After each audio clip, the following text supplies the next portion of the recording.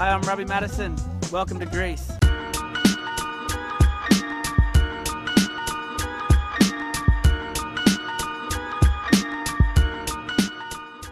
Honestly, jumping the Corinth Canal, I still tell people that it was the craziest jump of my life. It's the run up I had there was less than perfect, and the run out from the landing was really short. So it took a perfect jump, and I didn't quite make it perfectly. So, and the consequences were life and death. You know, every jump is life and death, but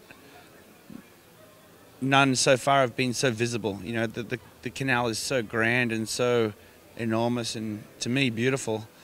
But yeah, it's still probably the most proud jump I am. It's my favourite photograph that I have is when I'm in mid-flight over the canal. I just think it's breathtaking. So Athens and Greece and Corinth, you know, has a very special place in my heart.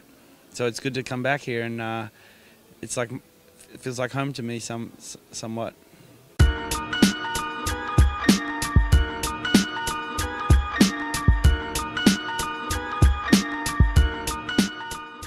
Well, when I think of Greece, I always think of the Corinth Canal. I think of the fish and chips, tzatziki, and I think of the landscape. You know, I'm always thinking of like all the landmarks you guys have here. It's a very old culture, and to me, it's very different looking than a lot of other places I've been to. Like I grew up in Australia, which is only 200 years old, and this place is thousands of years old, so it's very different, but it's very interesting to me, and yeah, it's very, very nice culture. It's very interesting to me out here. I like it.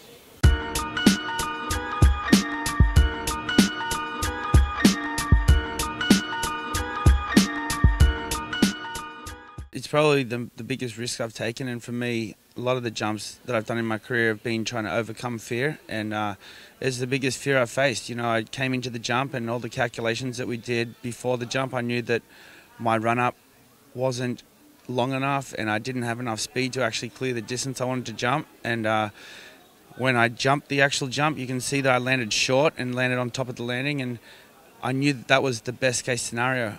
Worst case scenario was I wasn't going to make the distance, and I knew that I didn't have the speed to land in the correct spot. So it was life and death, but it took 2 years for me to get the confidence to do the jump, and we'd been looking at the jump for 2 years, and originally I'd said that I didn't feel in my heart that I could do it and do it safely, and then after some time of thinking about it, it became special to me, and I thought, you know what, I want to do this jump, you know. And after the first time I came there, I think the special thing that happened to me was I was speaking to an old lady who was a local, and she said that it had a bad aura because some people had died jumping in there, and she said that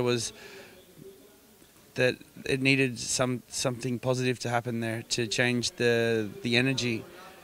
So I'm an energy type of person, and that really meant something to me. So I felt like it was my job to bring something positive to there, and I hope it worked. You know, for me, it's still one of the most proudest jumps that I've done, and has a special place in my heart.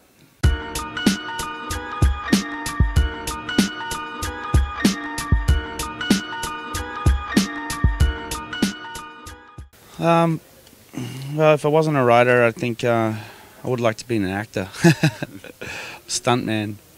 But I am a stuntman, so I don't know. I guess it was a one-way road for me.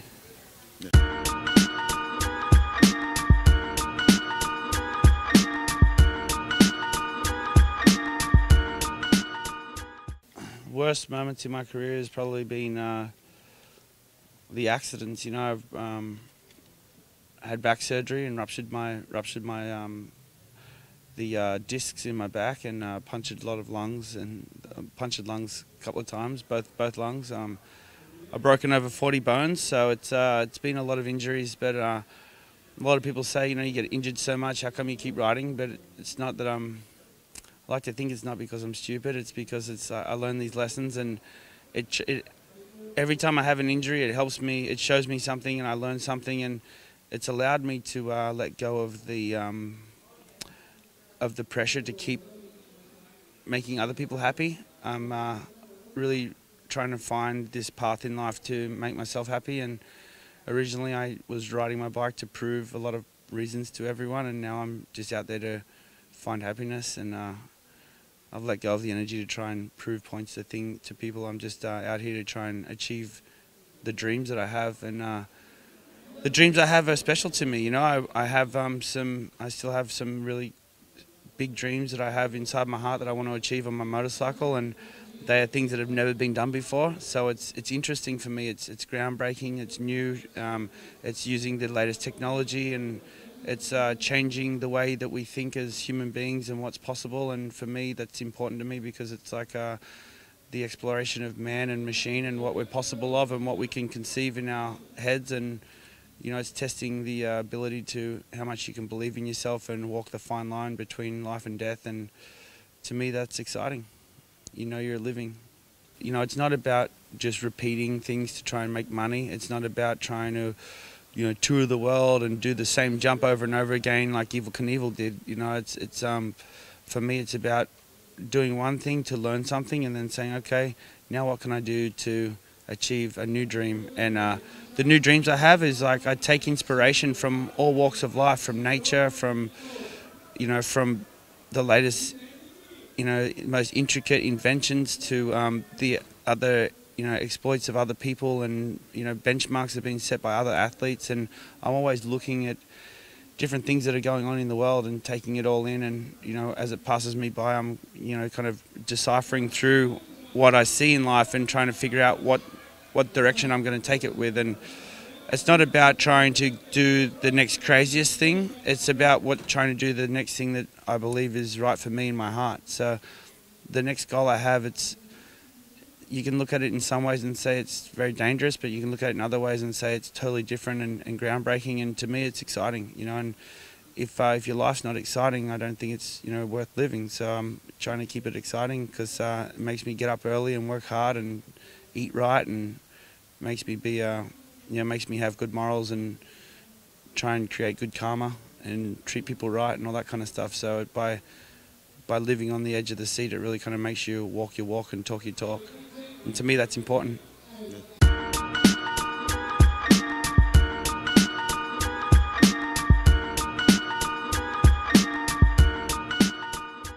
I think it's a human nature. You know, I think as human beings, we're always like looking to expand and push the limits and find new boundaries and find the limits of things. And part of that's for me as well. But, you know, technology can help you achieve things as well. So I think, you know, the way of the future is combining two things to be able to reach a further point. You know, it's right now I'm combining something that I've seen in the past used in a different application and combining it with the motorcycle, and with those two combined I get a different result. So it's most inventions are conceived that way. It's by combining two things that are already working and then combining them together to be able to find a different, you know, a different destination. So for me, it's exciting. You know, I'm here just living my life, trying to find inspiration and meaning, and I feel like I'm on a good path. You know, I feel content. I have 2 little kids I'm trying to bring up, and I'm trying to be a good father, and by that I'm trying to live a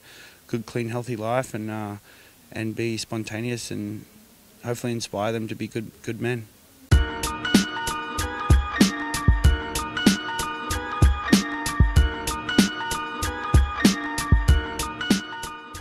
Yeah, I mean, honestly, I feel like I've found them. You know, I know my limits, and I'm not trying to go out here and break my own world records per se. I mean, I do have an ambition to break the world record just because I feel I haven't jumped as far as I know I can go. So I'm just waiting for the right opportunity to be able to do that. But yeah, I'm not trying to push a boundary anymore of the unknown. I'm just trying to achieve what I think I know is possible. And what I think I know is possible hasn't been done yet. So it's a long road to try and fulfill what I feel is possible. But you know, I don't feel any pressure about it. I'm interested. You know, I'm genuinely motivated to try and prove to myself that what I can see in my head is possible. It's what makes me train and eat right and enjoy life. And and so I'm excited to try and reach these boundaries and yeah, just be an example of what it's like to live life to the fullest.